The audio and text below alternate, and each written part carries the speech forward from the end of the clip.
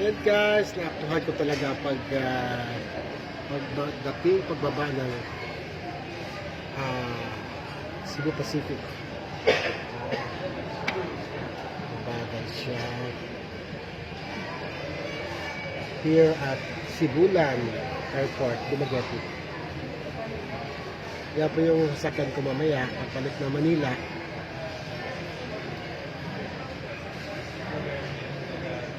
Mahina lang siya. Ay! Ayan na, nag-U-turn na siya. U-turn. Maganda dito sa mga maliliit na airport guys kasi makakita ka ng mga ganitong mga aeroplano na up close at hindi katulad sa sa Manila, di mo naman alam na merong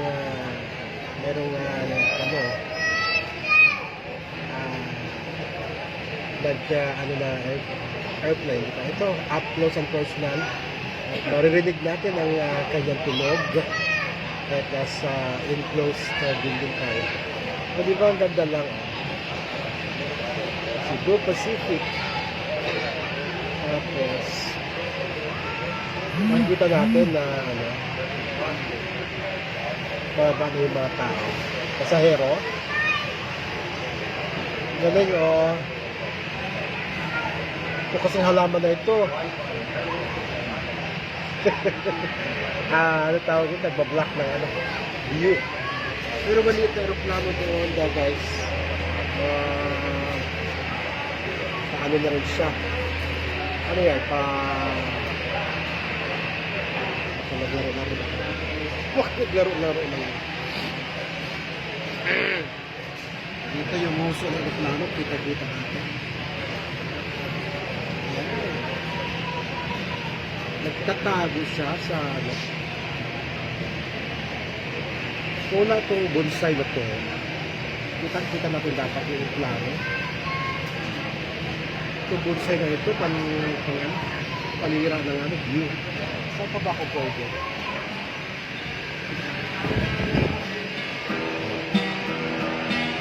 Kuya. At ito, kita-kita na natin guys. Na up-close and personal. Ayan. Yung puno kasi, ay ganda. Para postcard. Cebu Pacific, baka naman. Isang voucher lang. Voucher! So makikita natin guys, papalapit na yung mga tao. Meron silang dala-dala. Ano yung mga dala-dala nila? Ayan Ano ba yung mga dala-dala nila? Yun naman naglalaro-laro na aeroplano. Naglaro-laro na siya. Sana all may laruan na aeroplano. Laruan ba talaga yan? Laro-laro na siya. Ano ba yung nilagay nila? So ito guys, up close and personal. Ayan, nakita natin yung hagdan. Lumalapit na, unti-unti na lumalapit sa aeroplano. Yun lang pala guys. So, natin pa. Diba, libre music pa tayo. Diba, saan ka daw nakakita ng ganyan? Kundi dito lang sa Sibulan Airport. Diba? Ganda. Yung dala nila, mga ayan, umakyat naman, umakyat na guys.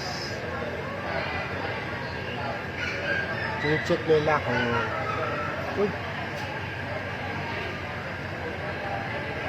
may isa pa hagdan. Saan? Ayun, may isa pa hagdan na lumalapit sa airport. Ito naman naglalaro ng naglalaro. Yung malapit-lapit yung naglalaro ng maliit na ayun naglalaro-laro ng sila parang habulin mo ako, habulin mo. Ayun naman sila lumali. Parang lang sila kotse. Ay, lumipad nga. Lumipad lumilipad nga siya. Sa muli yung sinasabi ko, laro-laro. Teka mo na. Mapapakita na ako. So mali pa siya, sabi ko na naglaro-laro na sila. Hindi pala talaga lumilipad. Ayun siya, ayan naman yung isa. In fairness sa kanila. Ayun naman yung isa. Kala ko naglaro-laro lang sila. Yung pala lumilipad talaga sila. Baka naman lilipad yan, tapos ano ulit, babalik. Ayan. Kapag may lumabas ng ano guys, pag may lumabas ng mga pasahero, i-end na natin yung ating video ha. Pero ang ganda talaga, di ba? No other airport. Ang ganitong klase. Okay na pala yung bonsai. Diyan ka na bonsai. Ang ganda ka naman pala. Ito na lang yung ano, mag-adjust. Kami na po mag-adjust. Bonsai ha. As I explain your boarding procedure, this is your pre-boarding announcement. To facilitate proper boarding procedures, please be reminded that those who board or guests are Sino yung naglaro-laro ng mga airport? Ayun na. Oh, ayun na ang mga ano. Pasahero.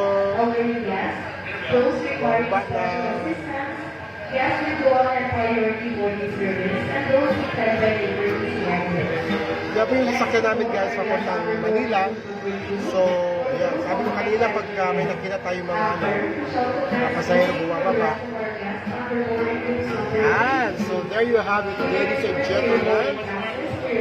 Na-capture namin yung paglapag at mga pagbaba ng mga pasahero habang nasa background yung mga aeroplano maliliit na akala mo naglalaro na yung pala talaga talaga lumilipad naman talaga so in fairness dito nga po yan sa Sibulan airport dito sa Dumaguete City Negros Oriental. At maraming salamat sa pagkasama niyo sa akin ngayong vlog na ito. Ako po si Timmy Basil, your vlog buddy. At doon sa hindi pa nakasubscribe sa akin dito sa Timmy Basil YouTube, pa-subscribe naman guys kasi road to 100k na tayo. Bye-bye!